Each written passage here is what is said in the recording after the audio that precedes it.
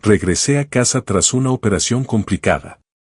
Apenas sentía el corazón latir y mis pertenencias habían desaparecido.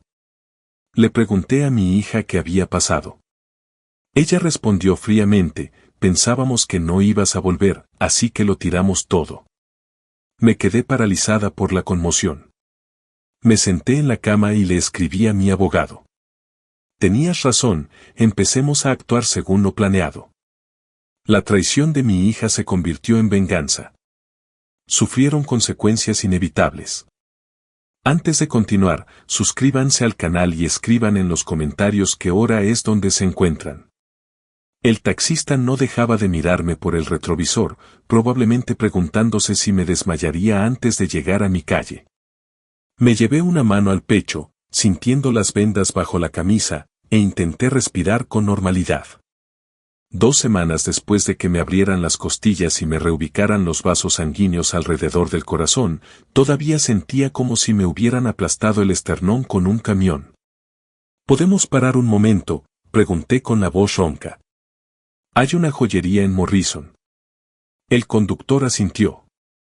Le había prometido a él en ese colgante semanas atrás, cuando me visitó en el hospital antes de la cirugía. Se veía tan preocupada, tomándome de la mano mientras las enfermeras me preparaban. Aún podía ver su rostro, pálido y demacrado, mientras susurraba: por favor, no me dejes, papá. No iba a abandonarla. Había sobrevivido y ahora le debía una promesa cumplida. El joyero envolvió con cuidado el colgante de oro, una delicada pieza con filigrana, $800 que hicieron temblar mi cuenta de jubilación. Pero Ellen lo había admirado en el escaparate meses atrás, y recordé: eso es lo que hacen los padres. Recordamos. De vuelta en el taxi, sostuve la pequeña caja de terciopelo, como si contuviera algo frágil y vivo. Por la ventana, Portland se deslizaba ante mis ojos entre los colores otoñales, los árboles de la calle Stark ya comenzaban a cambiar de color.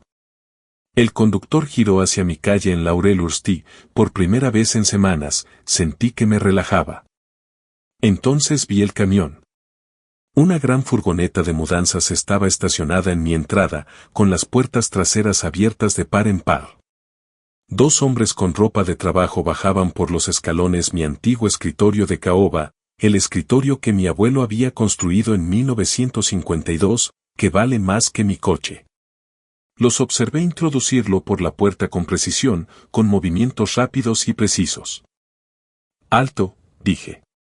«Deténgase aquí mismo». Me temblaba la mano mientras buscaba a tientas la cartera.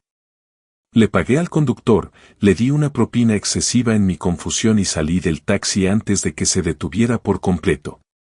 La caja de joyas se me resbalaba entre las manos. Uno de los transportistas ya estaba entrando.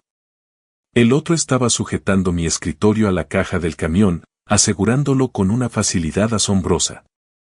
Esto no era improvisado. Esto estaba organizado. Ellen apareció en la puerta con una caja de cartón.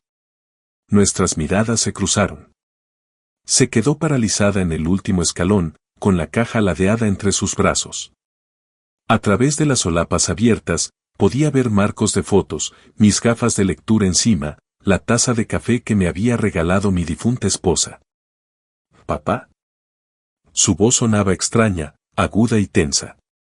«¿Estás vivo?» «No, gracias a Dios que estás en casa». «No, estábamos tan preocupados». Solo esa extraña entonación en vivo, como si mi mera existencia fuera de algún modo sorprendente, inconveniente. ¿Qué está pasando? Me dirigí hacia las escaleras, con el pecho a punto de estallarme con cada respiración. ¿Por qué se llevan mis muebles estos hombres? Pensábamos que no ibas a volver. Lo dijo con sencillez, con naturalidad. Empezamos a recoger cosas. Las palabras no tenían sentido. La llamé esta mañana desde el hospital y le dije que me daban de alta. Ella sabía que iba a volver a casa. Glenn apareció detrás de ella, llenando el umbral con su corpulencia. Llevaba mi portátil bajo el brazo, mi portátil con 10 años de notas de investigación y archivos personales. Me miró como quien recibe una factura inesperada por correo, con fastidio, con incomodidad. Bueno, viejo, dijo, de todas formas, tu tiempo se acabó. Esta casa es demasiado grande para ti solo. No se apartó.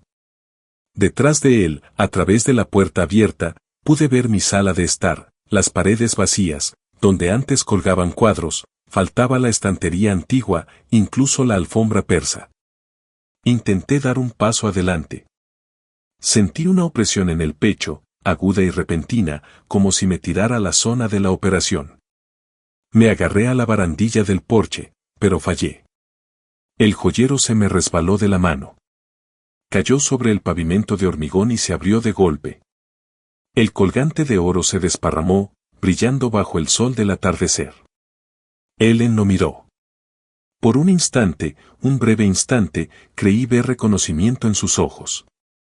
Sabía lo que era, sabía que había cumplido mi promesa. Luego su mirada se desvió, desdeñosa, y volvió a mi rostro. El colgante yacía allí entre nosotros, captando la luz.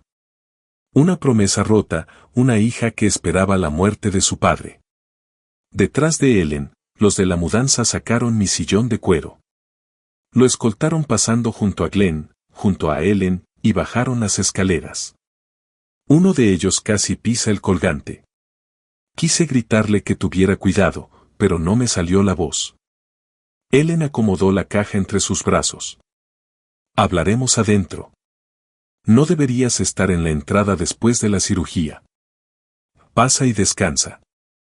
Sus palabras sonaban preocupadas, pero su mirada era calculadora. No me estaba invitando a descansar. Ella intentaba controlar el momento, gestionar la inesperada complicación de mi supervivencia. Glenn seguía bloqueando la puerta. No se había movido, no se había ofrecido a ayudarme a subir las escaleras. Mi portátil seguía bajo su brazo como botín de guerra. Ellen, dije con voz ronca. Te lo compré, te lo prometí. Antes de la cirugía, dijiste. No pude terminar la frase, porque ahora, allí de pie con el colgante brillando entre nosotras, comprendí que todo lo que había dicho en esa habitación del hospital había sido una actuación. Me había tomado la mano y parecía preocupada, porque eso es lo que hacen las hijas cuando esperan su herencia.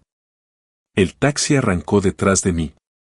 El ruido del motor se fue apagando, dejando solo el roce de los muebles al ser cargados, la eficiencia mecánica de mi vida siendo empaquetada en un camión. Te lo explicaremos todo dentro, dijo Ellen. Vamos, papá, antes de que te desmayes. La boca de Glenn se curvó en una mueca que no llegaba a ser una sonrisa. Sí, viejo, no querría que te diera otro infarto aquí mismo, en la entrada. La amenaza era sutil, pero inconfundible. Miré a mi hija, a mi yerno, a los operarios de la mudanza que vaciaban mi casa sistemáticamente. El colgante yacía abandonado sobre el cemento y nadie se movió para recogerlo. Me obligué a respirar. 1, 2, 3 veces. Luego dejé el colgante donde cayó y caminé hacia la puerta de mi casa. La casa resonó cuando pasé junto a Glenn. No era el eco reconfortante de los techos altos y los suelos de madera, sino el sonido hueco de la ausencia. Mis pasos resonaron sobre la madera desnuda donde antes estaba la alfombra persa. El salón me dejó helado. La habían desmantelado. La antigua estantería que había albergado 3 décadas de colección académica estaba vacía, con los estantes despojados. Las paredes mostraban pálidos rectángulos donde habían colgado cuadros desde la muerte de mi esposa. Las cortinas, unas pesadas telas de terciopelo que ella misma había elegido, habían desaparecido, dejando las ventanas desnudas por donde entraba demasiada luz. Una silla plegable, de metal y plástico baratos, de esas que se compran en tiendas de descuento, ocupaba el centro de la habitación. Todo lo demás había desaparecido. Las piernas me fallaron. Me agarré al respaldo de la silla y sentí como la endeble estructura se doblaba ligeramente bajo mi peso. A través del arco, pude ver el comedor. La mesa de caoba, desaparecida. El aparador, vacío. Incluso se habían llevado las lámparas. Papá, siéntate antes de que te caigas. Ellen me sujetó los brazos y me guió hacia la silla. Su tacto era más posesivo que reconfortante. Se arrodilló a mi lado, con el rostro en una expresión de exagerada preocupación.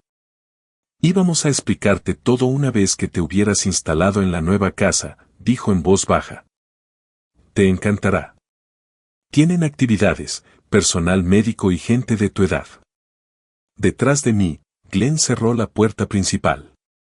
El clic del pestillo sonó definitivo. Miré a Ellen, a esa mujer que tenía mis ojos y los pómulos de su madre. ¿Dónde están los álbumes de fotos? ¿Dónde están las fotos de tu madre? Bien guardadas. No somos monstruos, papá. Lo dijo con sensatez, como si yo estuviera exagerando. Todo está guardado hasta que te instales. ¿Guardado? Mi voz sonó más firme de lo que me sentía.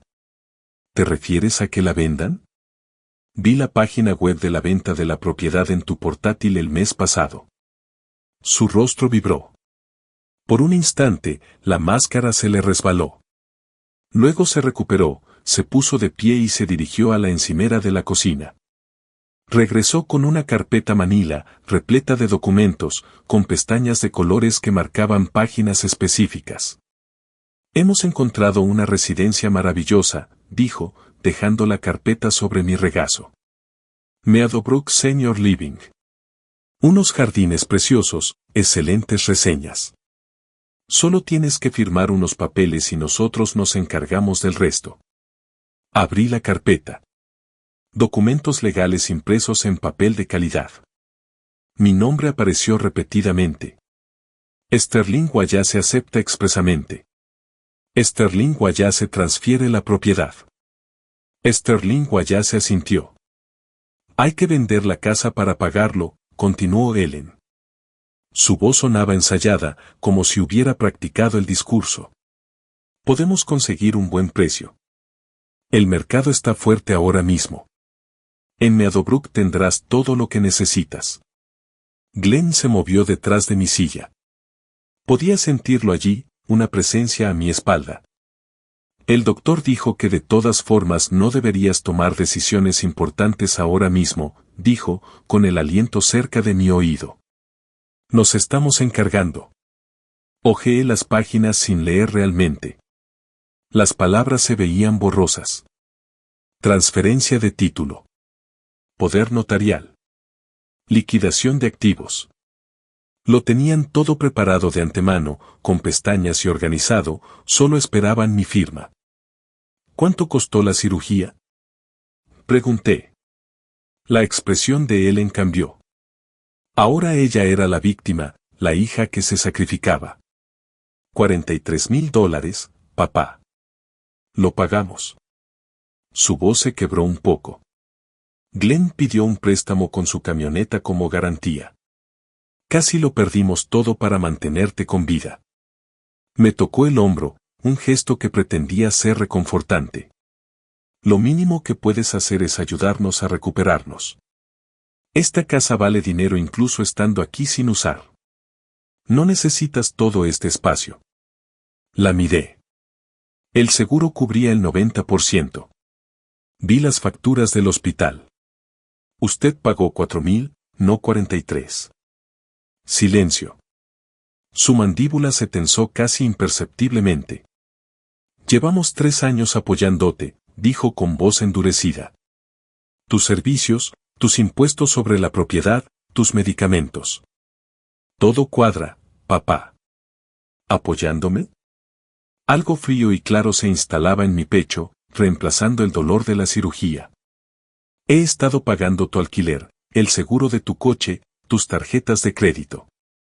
Eso es lo que hacen los padres. Su tono se volvió cortante. Cuidan de sus hijos.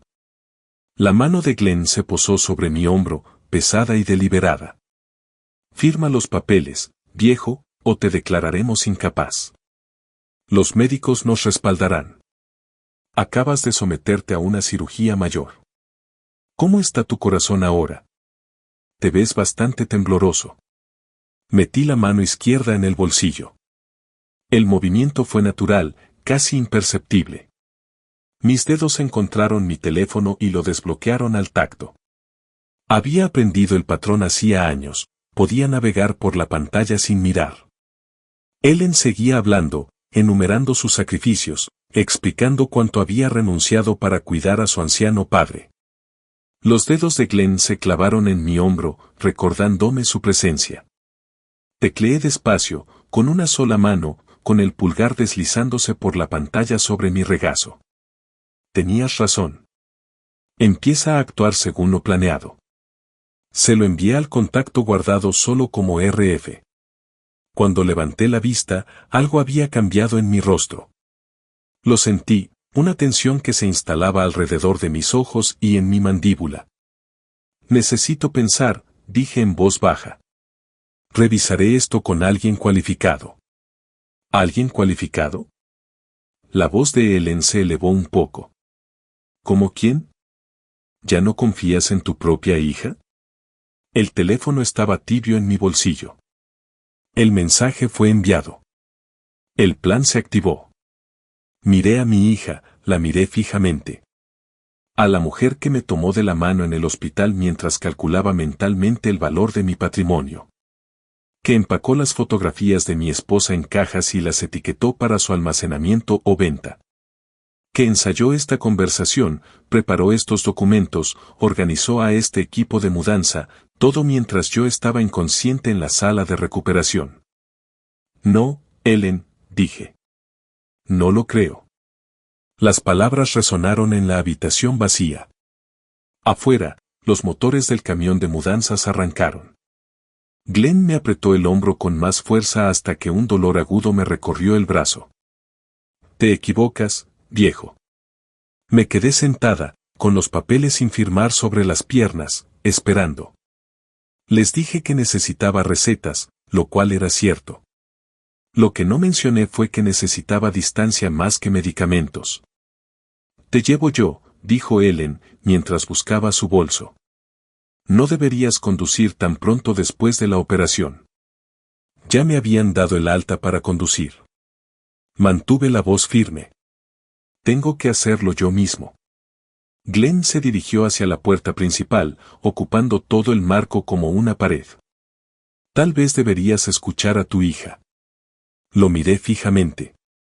Hasta a un lado, Glenn, a menos que quieras añadir la detención ilegal a tu lista de problemas. Algo en esas palabras, en la terminología legal específica, lo hizo dudar. Retrocedió. Pasé junto a él, sintiendo sus miradas clavadas en mi espalda. Mi coche seguía aparcado en la acera, donde lo había dejado esta mañana, como si hubiera sido una eternidad. Me temblaban las manos al arrancar el motor, pero lo conseguí. Por el retrovisor vi a Ellen de pie en la puerta, con los brazos cruzados. Glenn estaba con el móvil, tramando algo, sin duda. Conduje despacio, respetando todas las normas de tráfico. En la esquina de Stark y la 32, pasé por el lugar donde los recogí por primera vez hacía 3 años. Sus pertenencias llenaban el maletero y el asiento trasero, todo lo que poseían después de que el restaurante de Glenn fracasara. El recuerdo me invadió de repente, visceral. Glenn cargando cajas. Esto es temporal, papá. Solo hasta que lance mi próximo proyecto. 3 meses, como máximo. Yo, creyéndole. Tu familia. Quédate todo el tiempo que necesites. Ellen me abraza. Eres el mejor papá. Te lo compensaremos. Quería creerle. Quería que me necesitaran. Los recuerdos seguían llegando mientras conducía, cada uno nítido y preciso.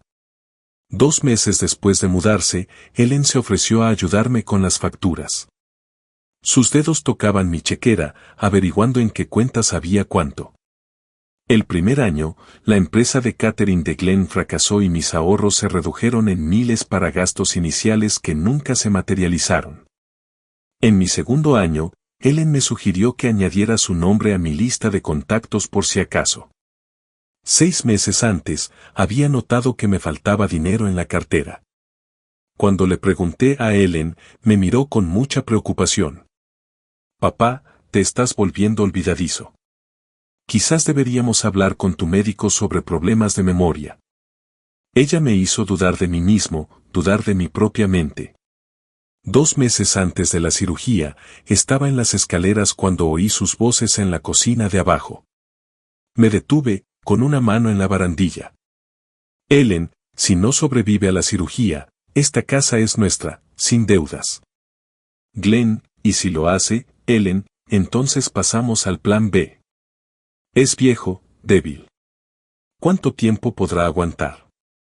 Me quedé allí 10 minutos, paralizada, escuchándolos planear mi obsolescencia como si fuera un electrodoméstico usado.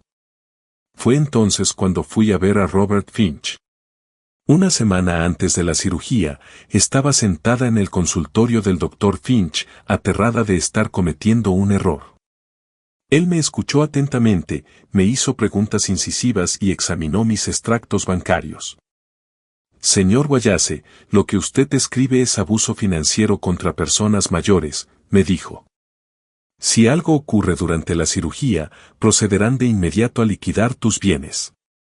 La casa, tus cuentas, todo podría desaparecer en cuestión de semanas. Son mi familia, mi hija. Sigo pensando que debo estar equivocada, que soy paranoica. No eres paranoica, eres observadora. Señaló mi muñeca, donde Glenn me había agarrado el día anterior. ¿Ese moretón? Documenta el incidente. ¿El dinero que falta? Necesitaré esos extractos. Estamos preparando el caso para cuando lo necesites. Cuando lo necesite. Me reiría con amargura. ¿Te refieres a si sobrevivo? ¿Cuándo? Piensa en positivo, pero planifica estratégicamente. Habíamos pasado 3 horas creando planes de contingencia. Había firmado los documentos, pagado sus honorarios en efectivo para que Ellen no viera el cargo y me fui con su tarjeta de visita marcada solo como RF en mis contactos. Ahora, conduciendo por el centro de Portland, sentía el peso de esa preparación. La oficina del notario estaba en una casa de piedra rojiza reformada en Morrison. Dentro, todo era eficiente e impersonal, justo lo que necesitaba. La notaria, una mujer profesional con gafas de lectura colgadas de una cadena, tramitó mis documentos sin decir nada. Notificaciones de desahucio para Ellen y Glenn.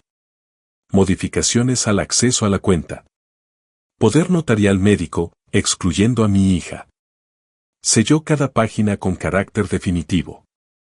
Se entregarán mañana por la mañana, dijo, mientras las metía en sobres predirigidos. Asentí. La batalla había comenzado de verdad. Mi última parada fue el Centro de Apoyo para Personas Mayores de Portland, una recomendación de mi informe de alta que casi había ignorado. El edificio era cálido, luminoso y rebosaba la tranquila eficiencia de personas que se preocupaban por su trabajo. En la recepción, una mujer de unos 60 años levantó la vista con una sonrisa ensayada. ¿Puedo ayudarle? Necesito. En realidad, no sé qué necesito. El ingreso fue extraño. Mi cirujano me sugirió que viniera. Soy Margaret Cooper. Rodeó el escritorio e hizo un gesto hacia una oficina privada. Hablemos. Su consultorio era acogedor sin ser paternalista. Nada de pósteres con dibujos animados ni muebles enormes que trataran a los ancianos como niños. Hablamos sobre las necesidades postoperatorias, la medicación, los sistemas de apoyo y las preguntas estándar de admisión. Respondí mecánicamente hasta que me preguntó por mi familia. Mi hija vive conmigo, dije con cautela. Y me apoya. Debí de dudar demasiado. Los ojos de Margaret se aguzaron. ¿Puedo ver sus manos, señor Wallace? Extendí las manos con reticencia. Ella tomó mis muñecas con delicadeza, girándolas para que reflejaran la luz. Los moretones se estaban desvaneciendo, pero aún eran visibles, marcas oscuras con forma de dedos. ¿Te agarró a alguien? La pregunta era profesional, no acusatoria. Me encontré respondiendo con sinceridad. El día antes de mi cirugía, mi yerno y yo tuvimos un desacuerdo sobre mi atención médica. Margaret no se alarmó ni reaccionó de forma exagerada. Simplemente anotó algo en sus notas y luego deslizó una tarjeta de visita sobre el escritorio. En el reverso había escrito a mano un número de teléfono. Si necesitas algo, lo que sea, llámame. De día o de noche. La miré. La miré de verdad. No me inspiraba lástima. Me ofreció su apoyo. Gracias, le dije. No he hablado con nadie sobre esto. Sentí vergüenza. No tienes nada de qué avergonzarte. Su voz era firme. Sí. Estaba guardando su tarjeta con cuidado en mi cartera cuando me vibró el móvil. Un mensaje de Finch. Documentos presentados. Mañana por la mañana sabrán que vas en serio. Mañana. Miré a Margaret, que me observaba con silenciosa preocupación. Ten cuidado esta noche, dijo. La gente acorralada se vuelve peligrosa. Regresé a casa después del anochecer, evité toda conversación y dormí intranquilo en la habitación de invitados. La mañana llegó demasiado pronto y a la vez demasiado tarde. Preparé el desayuno para 3, sabiendo que podría ser la última comida civilizada que compartiríamos. Huevos, tostadas, café. Cada acción deliberada. Controlada. Cuando Ellen entró en la cocina, le deslicé una taza sin levantar la vista. Buenos días, dijo con cautela. Glenn apareció detrás de ella, igualmente receloso. Esperé a que se sentaran. Pensé en lo que dijiste. Tienes razón. Esta casa es demasiado grande para mí ahora. Las palabras me dolieron como cenizas, pero continué. Si vamos a vender, hagámoslo bien. He llamado a un tasador. La cara de Ellen cambió. Papá, eso es muy maduro de tu parte. Me alegra que seas razonable. Quiero asegurarme de que consigamos el mejor precio. La miré a los ojos. Al fin y al cabo, es la casa familiar. Merece respeto. Ella solo escuchó una rendición. La vi intercambiar una mirada triunfal con Glenn. A las 9:30 llegó la tasadora. Karen era profesional y eficiente, y llevaba una tableta y un medidor láser. Se movía por la casa con una soltura casi ensayada, fotografiando detalles arquitectónicos, midiendo habitaciones y tomando notas. Ellen y Glenn la seguían como vendedores entusiastas, señalando cada detalle, la moldura original, los suelos de madera noble, el baño reformado.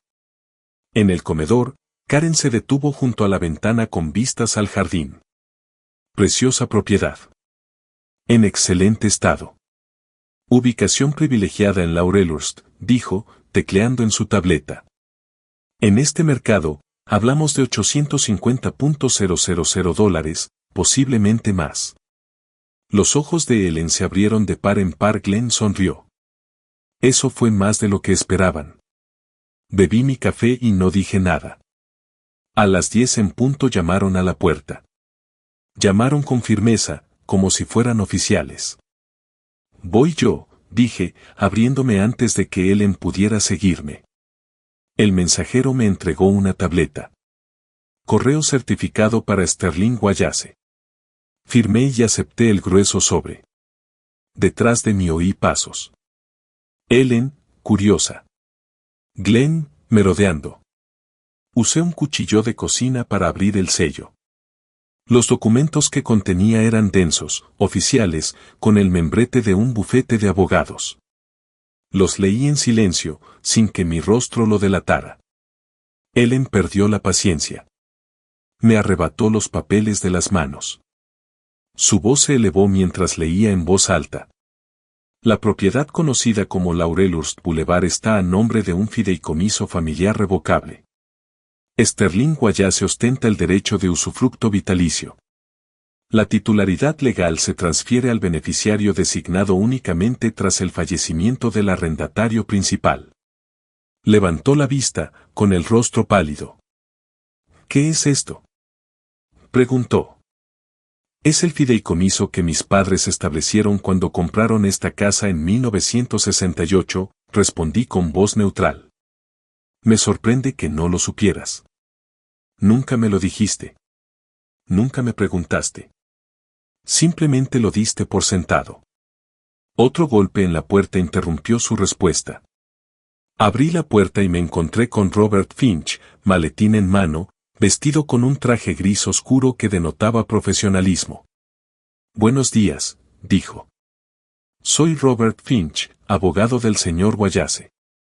Estoy aquí para garantizar que este proceso se desarrolle de forma legal y transparente. Entró sin esperar invitación. Glenn recuperó la voz. Nadie te ha invitado. Esto es un asunto familiar. Finch dejó su maletín sobre la mesa del comedor con un golpe seco. Señor Peterson, esto dejó de ser un asunto familiar cuando usted empezó a liquidar los bienes de mi cliente sin autorización. Ahora es un asunto legal. Abrió el maletín y sacó más documentos. Usted y la señora Wallace tienen 30 días para desalojar el inmueble. No nos pueden echar, dijo Glenn. Vivimos aquí. Su residencia aquí depende de la discreción del señor Wallace, quien tiene derecho legal a revocarla. Finch extendió los documentos sobre la mesa, avisos de desalojo, documentos fiduciarios, referencias legales. La ley de Oregón exige un aviso con 30 días de antelación que usted ya ha recibido. Estas son las reglas. Karen, la tasadora, se quedó paralizada cerca de las escaleras. Se aclaró la garganta con incomodidad. Creo que tengo todo lo que necesito. Le enviaré el informe completo, señor Wallace. Prácticamente huyó. Ellen se volvió hacia mí. Su rostro se contrajo. Después de todo lo que hemos hecho por ti, renunciamos a nuestras vidas para cuidarte. Hemos estado aquí día tras día, asegurándonos de que estés bien. Tú has estado aquí, gastando mi dinero. Mantuve la voz firme. Hay una diferencia. ¿Cómo te atreves? Soy tu hija. Lo sé. Las palabras salieron en voz baja. Eso es lo que hace que duela tanto. Glenn dio un paso al frente, con los puños apretados. ¿Te crees muy listo, viejo? ¿Crees que esto se acabó? Lucharemos contra esto. Conseguiremos que te declaren incompetente. ¿No estás bien? Estoy lo suficientemente bien como para ver lo que eres. Glenn se acercó a mí. ¿Qué dijiste? Finch se interpuso con suavidad entre nosotros, con la mano alzada. Señor Peterson, ahora soy testigo. Cualquier amenaza física o contacto con mi cliente resultará en la intervención inmediata de la policía y una orden de alejamiento. Le aconsejo que se mantenga al margen. Glenn lo hizo, pero su rostro prometía violencia postergada, no desatada. Ellen extendió el brazo sobre el mostrador. Mi taza de café se hizo añicos contra el suelo.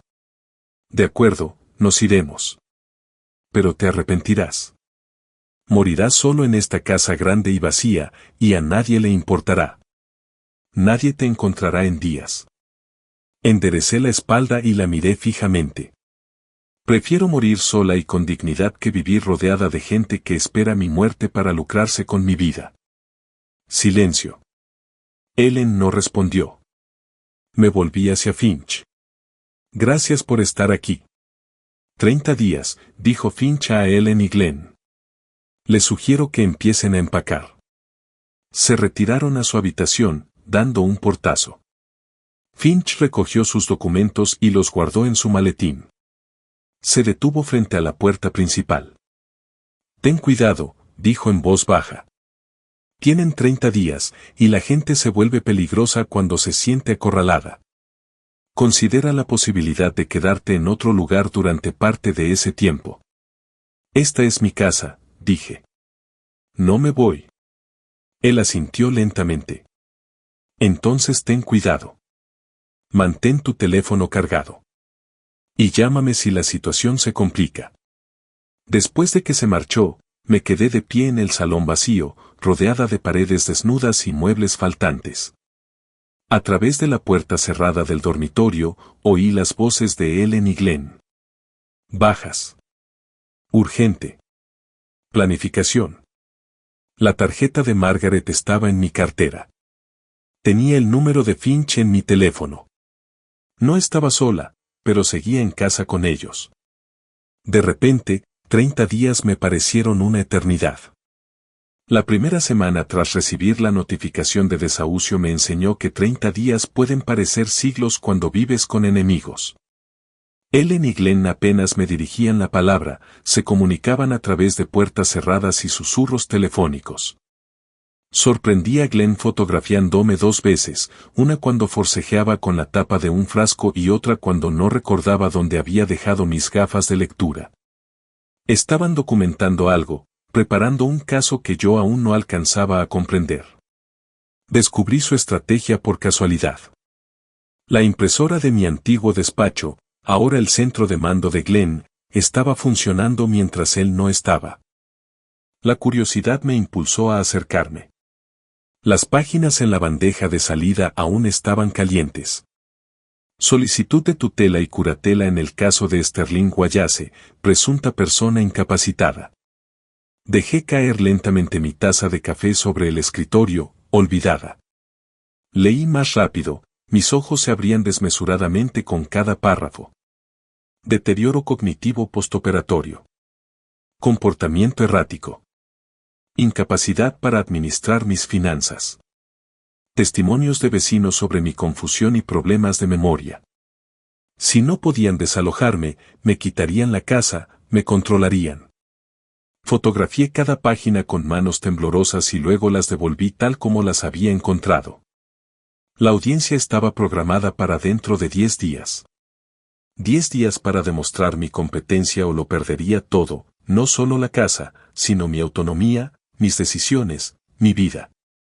En los días siguientes, las provocaciones de Glenn se volvieron sistemáticas. En la cena, hacía comentarios sobre mi difunta esposa. ¿Cómo se llamaba?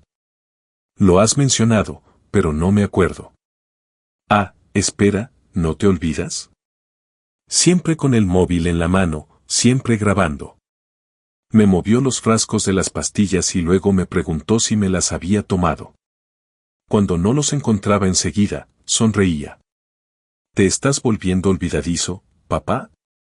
Una vez lo pillé grabando. Le exigí que parara. Su sonrisa se ensanchó aún más. Es mi teléfono. Puedo sostenerlo si quiero. Estás intentando demostrar mi incompetencia, dije en voz baja. ¿Por qué haría eso, a menos que te preocupe que haya pruebas? Quería enfurecerme, echarlo a patadas, pero eso era justo lo que él quería, un arrebato emocional ante las cámaras. Así que mantuve la calma, lo cual fue como tragarme veneno. La peor fue la señora Patterson. La vi arrancando malas hierbas en su jardín mientras revisaba mi buzón. Evitaba mirarme a los ojos. Ellen vino la semana pasada, dijo finalmente. Parecía muy preocupada por ti, Sterling. Creí que estaba ayudando. Se me hizo un nudo en la garganta. ¿Qué le dijiste? Sobre aquella vez que me preguntaste 2 veces por mis rosas en una mañana. Ellen dijo que solías hacer eso a menudo, olvidar conversaciones, repetirte. Me pidió que escribiera una declaración. Recordé aquella mañana. Le había preguntado por su jardín. Entonces sonó mi teléfono. Era Finch, con información urgente. Cuando vi a la señora Patterson 10 minutos después, volví a preguntar, distraído por el contenido de la llamada. No es demencia. Simplemente fue una mañana ajetreada. Lo hizo sonar peor de lo que fue, dijo la señora Patterson. Lo siento, Sterling. Sé que lo hiciste con buena intención. Intenté hablar con voz suave, aunque por dentro estaba hecha un lío. ¿A cuántos otros vecinos habría manipulado Ellen de la misma manera? Esa noche no pude dormir. A las 2 de la madrugada, me quedé sentada a la mesa de la cocina, mirando fijamente las páginas de la solicitud de tutela en mi teléfono.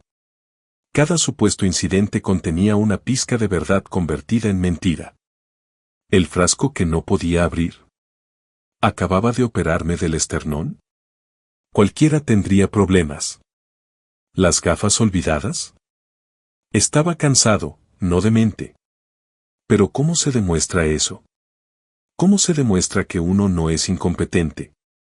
Encontré la tarjeta de visita de Margaret en mi cartera. Me quedé mirándolo durante 20 minutos antes de marcar. Contestó al segundo tono. ¿Sterling? ¿Qué ocurre? Solo oír su voz me tranquilizó. Siento llamar tan tarde. No sabía a quién más llamar. No te preocupes. ¿Qué ha pasado? Ellen ha presentado una solicitud de tutela. Está intentando que me declaren incapaz. La audiencia es dentro de 10 días. Si gana, lo controlará todo. Mi dinero, mis decisiones médicas, donde vivo. El aviso de desahucio no tendrá ningún efecto si me declaran incapaz. Si gana, controlará tu vida, dijo Margaret. Pero no va a ganar.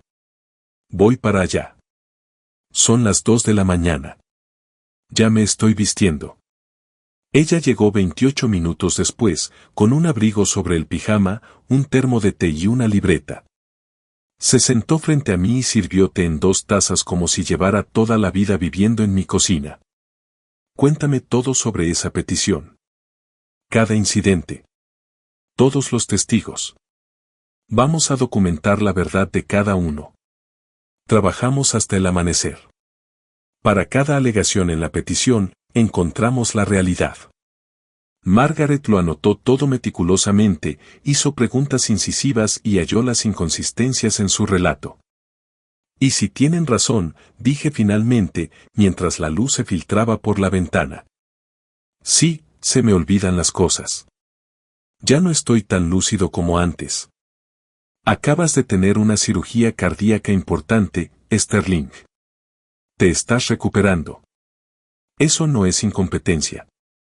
Eso es ser humano.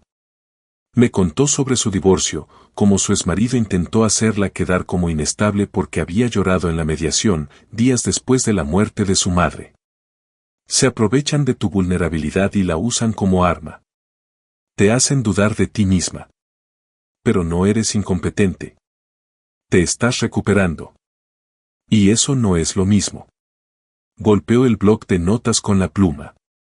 Mañana le haremos una evaluación cognitiva completa, independiente, profesional e irrefutable. Documentaremos su estado actual. Recibimos declaraciones de personas que interactúan contigo con regularidad. Se puso de pie y recogió su abrigo. En la puerta, me tomó la mano brevemente. Ya no estás sola en esta lucha. Después de que se fue, me quedé sentada en la casa en silencio, sintiendo algo que no había sentido en semanas. No era exactamente esperanza, pero sí su requisito previo, la posibilidad de tenerla. Las cámaras de arriba seguían grabando, esperando captar mi próximo momento de incompetencia. Pero ahora tenía a alguien que me acompañaba. Margaret se movió rápido. Por la tarde, ya había concertado una cita con la doctora Lisa Chen, una psicóloga especializada en evaluaciones de competencias de personas mayores.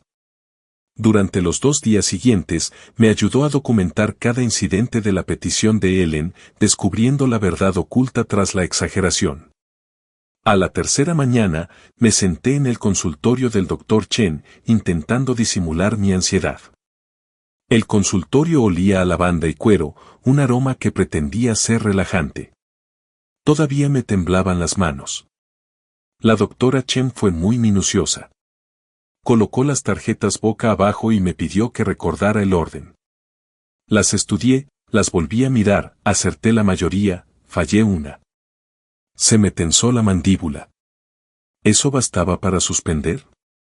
Ella tomó nota, sin mostrar ninguna expresión. Después, me pidió que resolviera un problema práctico.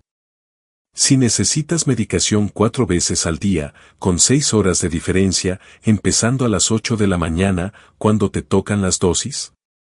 Hice los cálculos en voz alta, 8 de la mañana, 2 de la tarde, 8 de la noche, 2 de la madrugada. Ella asintió y escribió.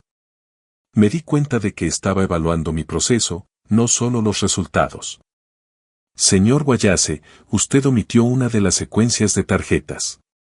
¿Cómo se siente al respecto? Frustrado. Suelo tener buena memoria. Suelo. No siempre. No desde la operación. Hay días más lúcidos que otros. Ahora anoto las cosas y uso recordatorios en el teléfono. Se inclinó ligeramente hacia adelante. Eso se llama estrategia de compensación. En realidad, es un signo de buen funcionamiento cognitivo, reconocer las propias limitaciones y adaptarse. Las personas incompetentes no reconocen que necesitan ayuda. Tras 2 horas, cerró la tableta. Señor Guayase, usted presenta cambios cognitivos normales propios de la edad y efectos postoperatorios temporales, pero es perfectamente competente para gestionar sus asuntos. Tendré mi informe listo en 2 días. Casi lloré de alivio. Mientras me evaluaban, Margaret regresó a mi casa. Le había dado una llave para que recogiera los documentos que Finch necesitaba. Ellen y Glenn no estaban. Ella recogió unos papeles de mi oficina, trabajando con rapidez. Entonces oyó que llamaban a la puerta principal. Margaret se quedó paralizada. Los pasos de Glenn resonaron en el pasillo. Cerró la puerta de la oficina casi por completo, dejándola entreabierta. Su corazón latía con fuerza. A través de la rendija, lo vio pasar. Se llevaba el teléfono a la oreja. Fue a la cocina. Su voz se oyó con claridad. Sí, lo de la tutela está tardando demasiado. ¿Y si el juez no nos da el control? La voz de Glenn bajó, pero ella aún podía oírlo. No sé, tío. El viejo tiene problemas del corazón. Quizá tenga otro episodio, ¿sabes? Uno grave esta vez. Nadie lo cuestionaría después de la cirugía. Causas naturales y todo eso. En cuestión de semanas tendríamos la casa desocupada. A Margaret se le heló la sangre. Lentamente sacó su teléfono, abrió la aplicación de notas de voz y pulsó grabar. Le temblaban las manos. Alcanzó a grabar 2 minutos antes de que Glenn colgara y se marchara. Esperó 10 minutos antes de moverse. Margaret me recogió en la consulta del Dr. Chen. Enseguida supe que algo iba mal. Estaba pálida y apretaba el volante con fuerza. ¿Qué pasó? No aquí. Condujo hasta un parque público y se detuvo en un estacionamiento vacío. Extendió su teléfono. Escucha esto. La voz de Glenn llenó el coche. Sus palabras me calaron hondo. Otro episodio. Causas naturales. La casa quedó desalojada en pocas semanas. No lo dice en serio, le dije. No puede. Está hablando hipotéticamente, desahogándose. Sterling. La voz de Margaret rompió mi negación. Escúchala de nuevo. Quizás tenga otro episodio. No está prediciendo, está planeando. ¿Pero mi propia hija? ¿Ellen sabe algo de esto? No lo sé. Pero Glenn vive en tu casa. Tiene acceso a tus medicamentos, a tu comida, a tu entorno. Me miró fijamente. Debemos asumir que estás en riesgo. Los árboles del parque se mecían con un viento que no podía sentir. Esto no pasa en la vida real, pensé. Pero la cara de Margaret me demostró que sí. Fuimos en coche a una empresa de seguridad. El hijo de Margaret trabajaba en sistemas de seguridad. Ella sabía lo que necesitábamos. En menos de 1 hora, habíamos comprado unas pequeñas cámaras con conexión Wi-Fi, cuya instalación era legal en mis zonas comunes. Esa tarde, mientras Ellen y Glenn seguían fuera, trabajamos. Margaret, subida a una escalera, colocó una cámara en la caja del detector de humo. Se ve bien la cocina, confirmó, comprobando la transmisión en su teléfono. En el salón, coloqué una dentro de la estantería, apuntando hacia el sofá. Las cámaras eran pequeñas e inofensivas. Nunca se darían cuenta. Siento que estoy tendiendo una trampa en mi propia casa, dije. No los estás atrapando. Te estás protegiendo. Estas cámaras no crean pruebas. Revelan la verdad. Esa noche, me obligué a revisar mis registros financieros, algo que había estado evitando. Hace 3 meses, me abrieron una nueva tarjeta de crédito. La solicitud se realizó cuando estaba hospitalizado antes de una cirugía. Se gastaron más de 45,000 pesos. Ropa de marca, joyas, aparatos electrónicos, nada de lo cual yo hubiera comprado. La firma de Ellen en las confirmaciones de entrega. Fotografié cada extracto, cada recibo. Ahora me temblaban las manos de rabia metódica, canalizada en la documentación. Llamé a Finch y puse el altavoz para que Margaret pudiera oír. $45,000, dijo Finch. Se abrió mientras usted estaba incapacitado. Esto es un caso flagrante de robo de identidad y abuso financiero contra personas mayores. Presentaremos una denuncia. Ellen enfrenta cargos por delitos graves. ¿De verdad procesarían a mi hija? Sterling falsificó tu firma y robó decenas de miles. Sí, la procesarían. La pregunta es, ¿quieres que lo hagan? Miré a Margaret. Ella negó levemente con la cabeza. Todavía no. Todavía no, dije. Quiero esperar hasta la audiencia de tutela. Si alegan que soy incapaz, le mostraremos al juez su verdadero motivo. Son ladrones, no una familia preocupada. Eso destruye su credibilidad. Arriesgado, dijo Finch, pero estratégico. Tendré todo listo. Después de la llamada, Margaret y yo nos sentamos en la cocina con poca luz. Las imágenes de la cámara brillaban en mi portátil. Salas vacías, a la espera. No tienes que hacer nada de esto sola, dijo. Estoy aquí, para la audiencia, para las cámaras, para lo que venga después. ¿Por qué? Apenas me conoces. Esta no es tu pelea. Se convirtió en mi pelea cuando oí a Glenn hablar de otro episodio. Nadie debería afrontar esto solo, dijo con vacilación. Me da miedo lo que pase si me alejo y te ocurre algo. No me merezco esto. Tu amabilidad. Sí, la tienes. Todo el mundo merece tener a alguien que le apoye. Su mano cubrió la mía brevemente sobre la mesa. El contacto duró solo un instante, pero cambió algo entre nosotras. Un reconocimiento de lo que se estaba gestando. Se marchó cerca de medianoche. La vi alejarse en coche y luego volver a mirar el portátil. Las imágenes de las cámaras mostraban habitaciones vacías, pacientes y vigilantes. La audiencia era en 5 días. 5 días conviviendo con gente que quizá planeaba matarme. Cerré la puerta de mi habitación con llave por primera vez en mi vida y no dormí hasta el amanecer. Los 5 días previos a la audiencia transcurrieron lentamente. Revisaba las grabaciones de las cámaras obsesivamente. La casa permanecía tensa pero silenciosa. Ellen y Glenn pasaban la mayor parte del día fuera, regresando solo para dormir.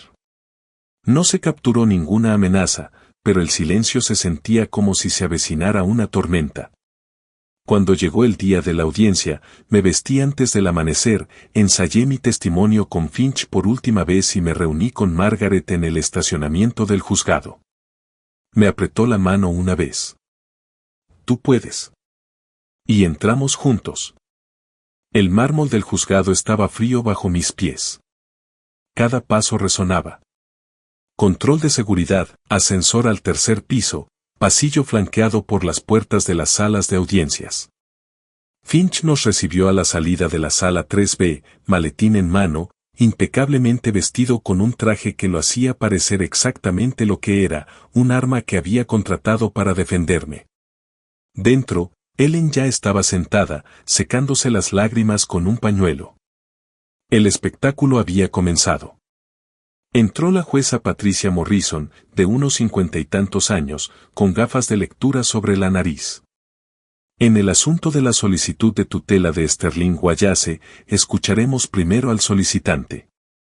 Ellen subió al estrado. Su abogada, más joven y menos experimentada que Finch, la guió durante su testimonio. Habló de haberme encontrado confundida tras la cirugía, incapaz de administrarme la medicación y olvidando las conversaciones en cuestión de minutos. Abrió una libreta con fechas e incidentes anotados a mano. La llamaba a gritos por las noches, dijo Ellen con la voz quebrada, preguntando dónde estaba. Lleva 6 años desaparecida. Él no lo recuerda. Era mentira, pero la dijo con una tristeza tan fingida que me pregunté si ella misma se la creía. A continuación, testificó Glenn, presentando las grabaciones de su teléfono. Fuera de contexto, eran incriminatorias, yo forcejeando con un frasco de pastillas, buscando mis gafas perdidas, haciendo pausas a mitad de la frase. Los vídeos eran breves, editados y manipulados para construir una narrativa de decadencia. Entonces Finch se puso de pie. Se acercó al estrado con una carpeta gruesa, entregó copias al juez y al abogado de Ellen, extractos bancarios subrayados y con pestañas. La señora Wallace afirma estar preocupada por la gestión financiera de su padre, dijo Finch. Examinemos los registros. Este retiro, de 3,000 pesos en junio. La nota dice, pago de alquiler, H&G. Tu padre pagó tu alquiler. Ellen se removió en su asiento. Se ofreció a ayudarnos. Y este crucero de $8,000 en abril, este bolso de $4,500 en marzo, todo de sus cuentas mientras usted afirma que es incompetente. El puntero láser de Finch trazaba el flujo de dinero en una pantalla proyectada, círculos rojos resaltaban cada cargo, flechas mostraban el patrón desde los ahorros de Sterling hasta los gastos de Ellen. 3 años de vaciado sistemático. Ayudar a la familia es generoso, continuó Finch. Vaciar las cuentas de un padre anciano mientras se alega preocupación por su capacidad es explotación. El abogado de Ellen hojeó los documentos y su confianza se desvaneció visiblemente. El Dr. Chen testificó por videoconferencia, con profesionalismo, autoridad e inquebrantable seguridad. El señor Wallace demostró plena capacidad cognitiva. Demuestra una excelente comprensión de sus propias limitaciones. Utiliza recursos mnemotécnicos y formula preguntas aclaratorias. Estas son señales de competencia, no de incompetencia. Una persona incompetente desconoce sus limitaciones. Al declarar, me sentí sorprendentemente tranquilo. Finch hizo preguntas directas. Respondí con claridad, mirando directamente a los ojos del juez. ¿Por qué no firmó los documentos que presentó su hija? Porque se prepararon sin mi participación. Quería una revisión legal. Eso es prudente, señoría, no incompetente. El juez se inclinó hacia adelante. Señor Wallace, ¿desea que su hija tenga la tutela sobre usted? Miré a Ellen, la miré fijamente. No, señoría. Hace 3 años, acogí a mi hija en mi casa cuando necesitaba ayuda. Ella me pagó esa amabilidad tratándome como un cajero automático. Ahora quiere tener el control legal sobre mi vida. Quiero que me devuelvan mi autonomía y que mi hija se vaya de mi casa. El juez le quitó las gafas de lectura. Se deniega la solicitud de tutela. El señor Wallace demuestra plena capacidad para administrar sus asuntos. Ella miró a Ellen. Además, la evidencia financiera sugiere que esta petición podría estar motivada por la explotación más que por una preocupación genuina. La señora Wallace cooperará con la orden de desalojo vigente.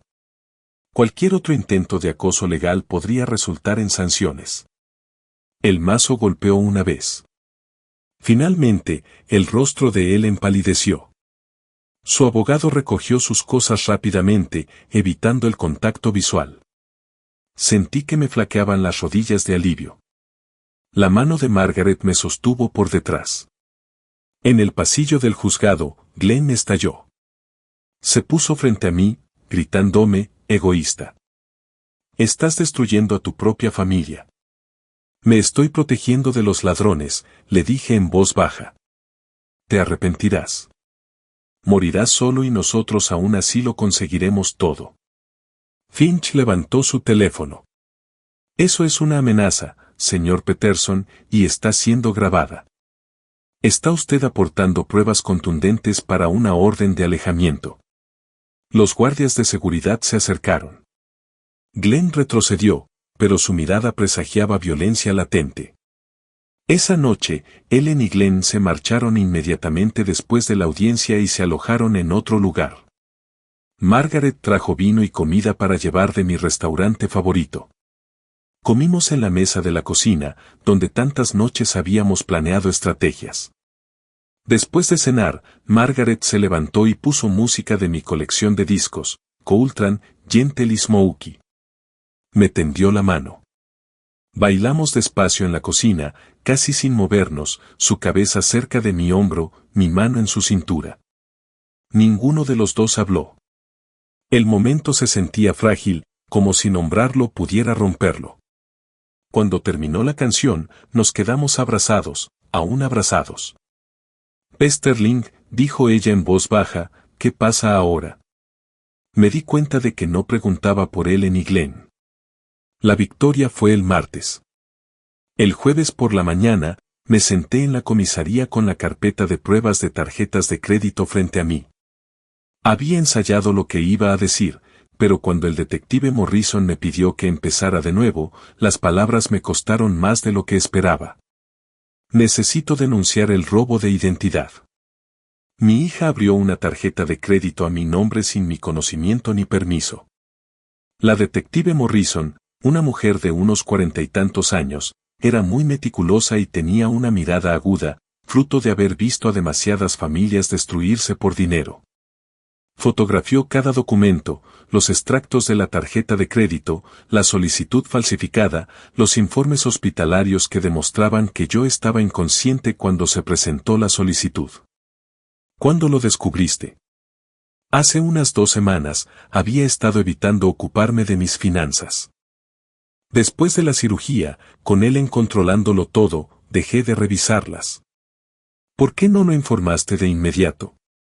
Estaba luchando contra una solicitud de tutela. Mi abogado me aconsejó esperar a que se resolviera el asunto. Si presentaba cargos mientras Ellen alegaba que yo era incompetente, parecería una represalia. Morrison asintió. Ella ya había visto este patrón antes. Con base en esta evidencia, tenemos causa probable. Traeré a su hija para interrogarla. Esa tarde, 2 detectives llegaron a mi casa. Ellen estaba empacando cajas, preparándose para mudarse. Cuando la detective Morrison se presentó y le pidió a Ellen que fuera a la comisaría, Ellen palideció. ¿Sobre qué? Fraude con tarjetas de crédito y robo de identidad. Puedes venir voluntariamente o te arrestaré aquí mismo. Ellen se volvió hacia mí con los ojos llenos de veneno. ¿Llamaste a la policía por mí? ¿Por tu propia hija? Me robaste $45,000 mientras estaba inconsciente. Dije en voz baja, eso no me beneficia. Eso me perjudica. Te arrepentirás, Ciseo. Cuando seas viejo, estés enfermo y necesites ayuda, recuerda a quién destruiste. Ya sé quién destruyó qué. Se marchó con los detectives. Glenn, presa del pánico, agarró las llaves. Llamaré a un abogado. No digas nada. 1 hora después, Glenn metió sus pertenencias en el coche y huyó. Pero a 32 kilómetros de Portland, un control de tráfico por una luz trasera rota reveló órdenes de arresto pendientes, multas impagadas. Una cita judicial por conducir bajo los efectos del alcohol que no se había citado en Washington y violaciones de la libertad condicional. Fue arrestado en la carretera y trasladado esposado a Portland. Mientras tanto, Finch revisaba con detenimiento las grabaciones de las cámaras de seguridad. Encontró algo que lo impulsó a llamarme de inmediato. Tenemos que reunirnos. Ahora mismo. He encontrado algo en las cámaras. Su voz era tan sombría que fui directamente a su oficina. Cerró la puerta, abrió su portátil y giró la pantalla hacia mí. Esto ocurrió 3 días antes de la audiencia de tutela.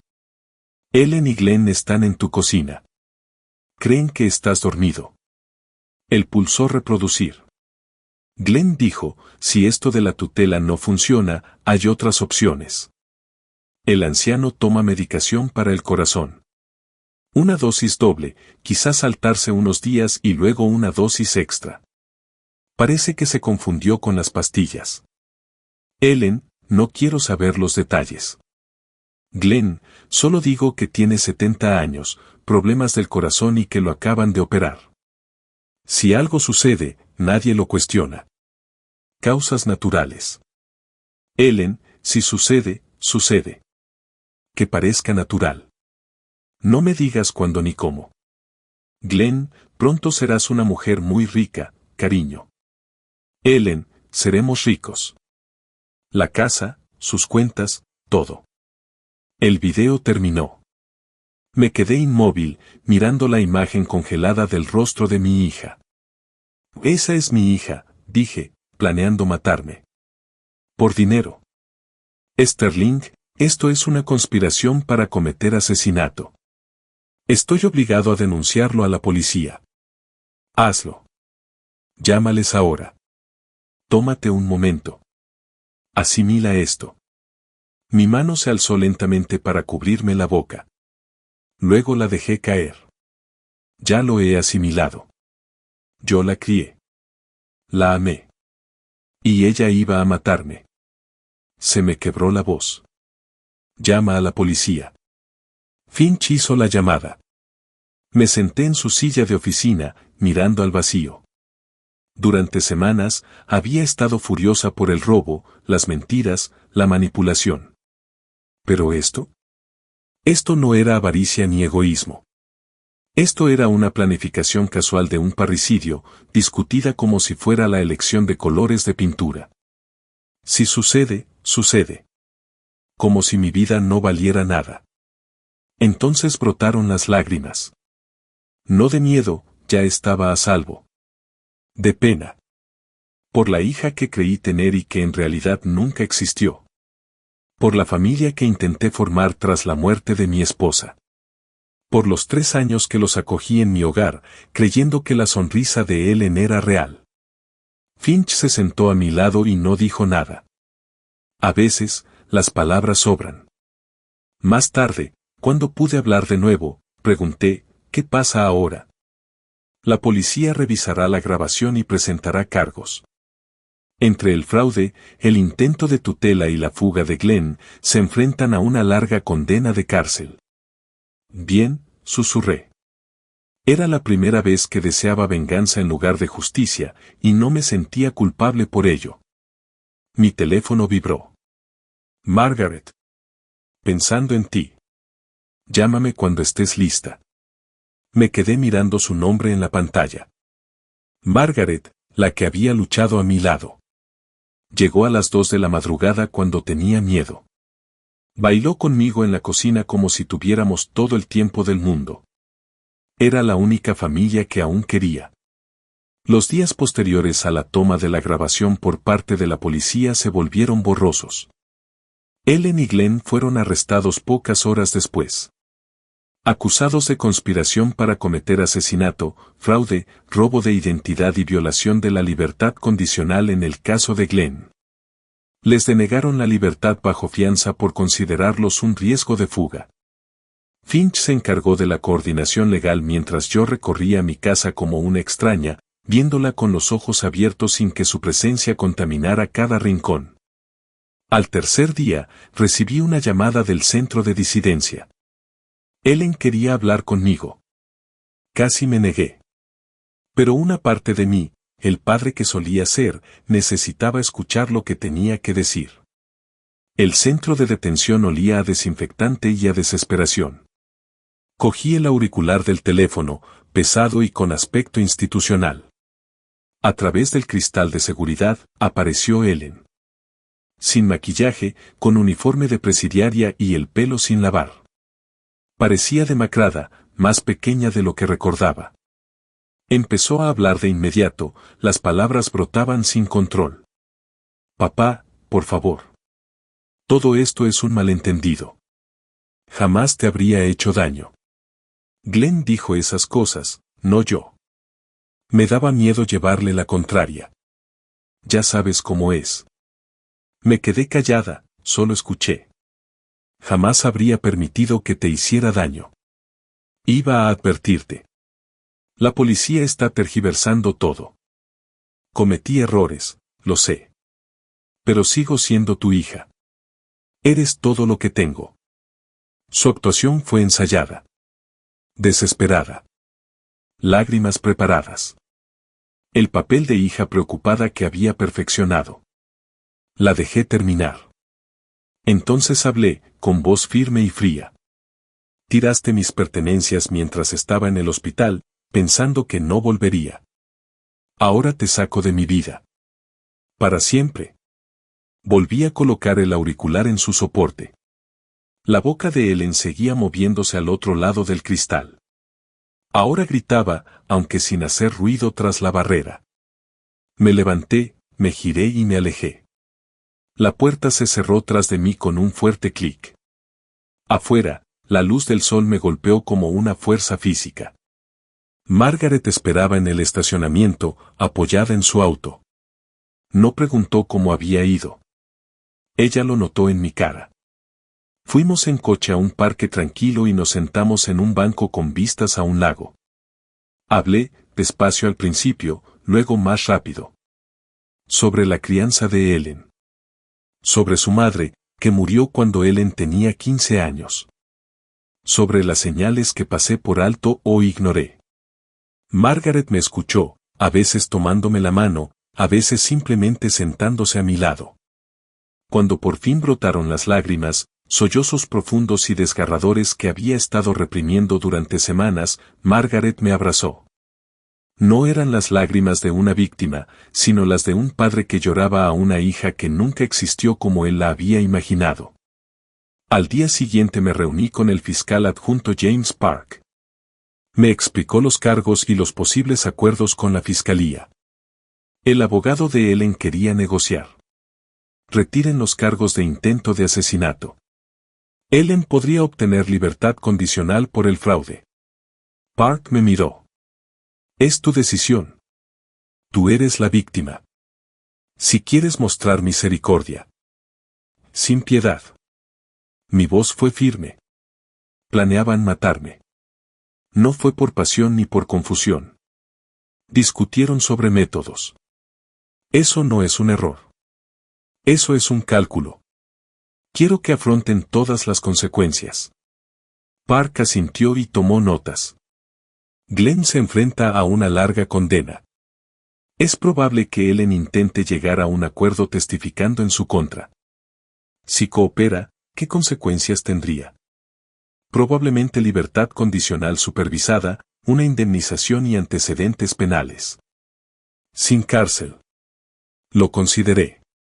Es aceptable. Pero quiero la restitución íntegra y que se le extingan legalmente sus derechos de herencia. Podemos incluir esas condiciones en el acuerdo de culpabilidad. 2 días después, volví a casa y encontré a un agente judicial supervisando la retirada de las pertenencias de Ellen y Glenn. Todo lo que habían traído a mi casa estaba siendo embalado, inventariado y almacenado. Observé desde la puerta cómo se llevaban los muebles, la ropa y los aparatos electrónicos. El agente me entregó un recibo. Estos artículos se encuentran ahora en depósito público. Podrán reclamarlos cuando estén disponibles, o bien, transcurridos 30 días, podrá deshacerse de ellos. Firmé. La casa resonaba, vacía en algunos rincones, Pero esa soledad se sentía limpia, no solitaria. Margaret llegó justo cuando el camión se alejaba. Observó la sala desnuda. ¿Quieres ayuda para que vuelva a ser tuyo? Sonreí por primera vez en días. Sí. Empecemos de nuevo. Una semana después, Finch llamó. Ellen había aceptado un acuerdo de culpabilidad. Culpable de fraude, robo de identidad y conspiración. 3 años de libertad condicional supervisada, condena por delito grave, 500 horas de servicio comunitario y $87,000 en concepto de restitución. Lo más importante es que fue desheredada legalmente, una orden judicial declaró que no tenía derecho a mi herencia. Glenn recibió 18 meses de prisión por conspiración para cometer agresión, fraude, violación de la libertad condicional y órdenes de arresto pendientes. Recibí la noticia con una satisfacción sombría, no con sed de venganza, pero proporcional al crimen. Esa noche, me senté solo en mi cocina, la misma cocina donde Margaret y yo habíamos planeado todo, donde descubrí el fraude, donde habíamos bailado. Reflexioné sobre el camino recorrido desde que me dieron el alta del hospital hasta ese momento. Había perdido a una hija, pero ella no era quien yo creía. Había ganado claridad, autonomía y el respeto de haberme defendido. Y, lo más importante, había ganado a Margaret. Cogí el teléfono y la llamé. ¿Te gustaría venir? No para planear nada, ni para hacer estrategias, ni para resolver nada, solo para estar aquí. Estaré allí en 20 minutos. Llegó con vino en su bolsa de viaje. Pensé que me quedaría, dijo sencillamente. Tomé la bolsa de su mano y la dejé junto a la puerta. Me gustaría. 2 semanas pasaron como un suspiro lento tras contener la respiración durante años. Margaret se instaló oficialmente, y sus pertenencias se mezclaron con las mías de una forma natural, sin resultar invasiva. Repintamos las habitaciones, elegimos muebles nuevos juntos, colgamos fotos nuestras en la costa, en la montaña, viviendo la vida que yo había estado demasiado ocupada sobreviviendo como para disfrutarla. Llegó el primer cheque de restitución de Ellen, $1,450, el primero de 60 pagos. Lo endosé al Fondo de Defensa de los Adultos Mayores de Portland y me sentí más aliviada con cada firma. Glenn estaba en prisión. Ellen estaba en libertad condicional, vivía en un apartamento asignado por el tribunal y trabajaba en una tienda. Mi abogado finalizó mi nuevo testamento. La casa y mis bienes irían a parar a la beneficencia, concretamente a organizaciones que apoyan a víctimas de maltrato a personas mayores. Había encontrado mi propósito en el dolor. Una tarde de finales de agosto, Margaret y yo estábamos sentadas en mecedoras en el porche, unas nuevas adquisiciones que habíamos elegido juntas. La casa de atrás mostraba señales de vida. Cortinas y ventanas, flores en macetas, una luz cálida que entraba desde dentro. ¿Qué planes tienes para hoy?, preguntó Margaret. Pensaba trabajar en las memorias un par de horas, quizá arreglar el jardín esta tarde. ¿Y tú? Mañana tengo cita en el centro de ayuda, 2 nuevos clientes que sufren explotación financiera. Quiero estar de vuelta a las 3 para nuestro paseo. ¿Nuestro paseo? Me gusta que se haya convertido en una rutina. Buenas rutinas. De esas que elegimos, no de esas en las que nos vemos atrapados. Sí, exactamente eso. Me reuní con Finch por última vez, no para discutir, sino para cerrar el capítulo. Me presentó los documentos firmados. Se registró la desheredación de Ellen, se legalizó y archivó mi Nuevo Testamento, y se formalizó el plan de pagos de restitución. ¿Cómo te sientes ahora que todo ha terminado?, preguntó Finch. Resuelto. No satisfechos, aquello parecía demasiado victorioso. Pero resueltos. Afrontaron consecuencias proporcionales. No buscaba su destrucción, solo justicia. Eres uno de los pocos clientes que he tenido que ha comprendido esa diferencia. La mayoría de la gente busca venganza disfrazada de justicia. La venganza habría significado intentar destruirlos más allá de lo que merecían. La justicia significaba hacerlos responsables de sus actos. Hay una línea divisoria, y traté de respetarla. Finch le tendió la mano. Lo has conseguido. Buena suerte, Sterling. Era la primera vez que usaba mi nombre de pila. Esa noche, Margaret organizó una pequeña reunión.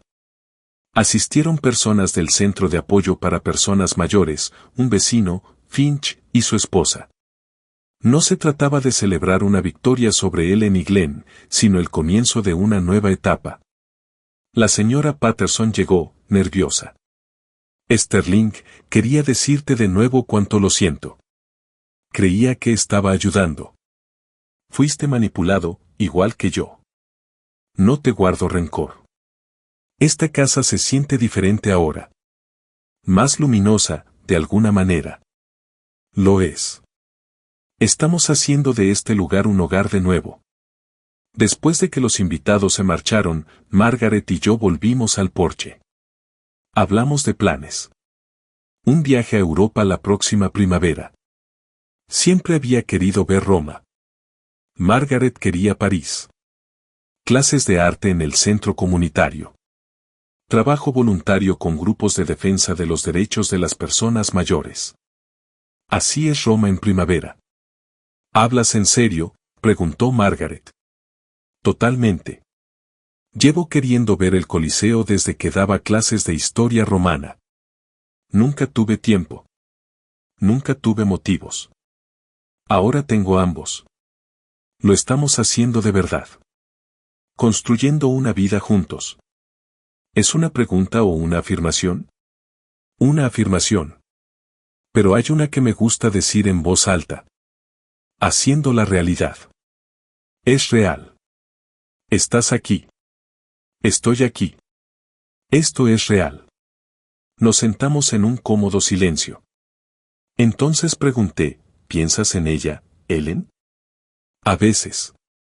¿Tú también? Menos de lo que esperaba. Y cuando lo hago, ya no es ira. Es simplemente tristeza. Como llorar a alguien que murió, solo que en realidad no murió. Simplemente nunca existió como yo lo imaginaba. Eso también es duelo. Un dolor válido. Lo sé. Estoy superándolo. Pero aquí está la cuestión. No me arrepiento de haber luchado. No me arrepiento de nada. Si la hubiera dejado tomar el control, ahora mismo estaría en una residencia de ancianos. O peor. En cambio, estoy aquí. Contigo. Te salvaste a ti misma. Eso es lo que me encanta de ti. Aprendiste a luchar por tu propia vida. Hice una pausa. ¿Qué es lo que te gusta de mí? Sí.